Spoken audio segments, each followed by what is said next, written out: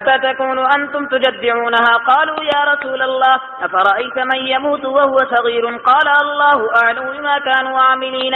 باب قوله تعالى وكان أمر الله قدرا مقدورا. وبه قال حدثنا عبد الله بن يوسف قال أخبرنا مالك عن أبي الزناد عن الأعرج عن أبي هريرة رضي الله تعالى عنه وعنهم قال رسول الله صلى الله عليه وسلم لا تسأل المرأة طلاق أختها لتستفرغ سحفتها ولتنكح فإن لها ما قدر لها. وبه قال حدثنا مالك بن إسماعيل قال حدثنا إسرائيل عن عاصم عن أبي عثمان عن أسامة رضي الله تعالى عنه وعنهم قال كنت عند النبي صلى الله عليه وسلم إذ جاءه رسول إحدى بناته وعنده سعد وأبي بن كعب ومعاذ أن ابنها يجود بنفسه فبعث إليها لله ما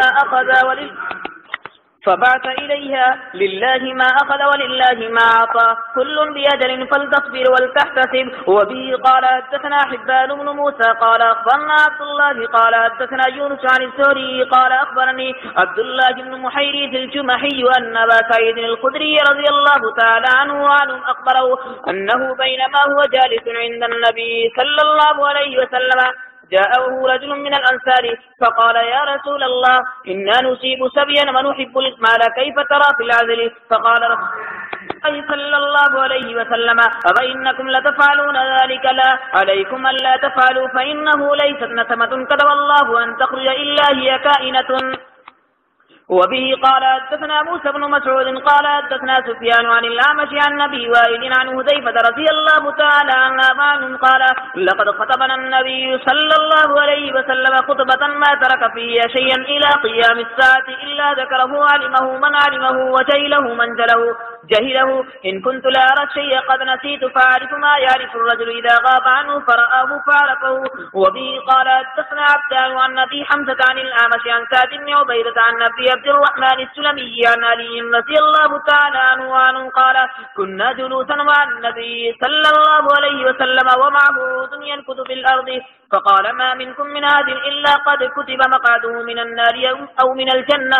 فقال رجل من القوم ألا نتكل يا رسول الله؟ قال لا اعملوا فكل ميسر. ثم قرأ فأما من أعطى واتقى الآية. باب العمل بالخواتيم. وبه قال حدثنا حبان قال أخبرنا عبد الله قال أخبرنا معمر عن الزهري عن سعيد بن المسيب عن أبي هريرة رضي الله تعالى عنه وعنهم قال شهدنا مع رسول الله صلى الله عليه وسلم خيبر فقال رسول الله صلى الله عليه وسلم لرجل ممن معه يدعي الإسلام هذا منا للنار. فلما حضر القتال قاتل الرجل من أشد القتال فكثرت به الجراح فأثبته فجاء رجل من أصحاب النبي صلى الله عليه وسلم فقال يا رسول الله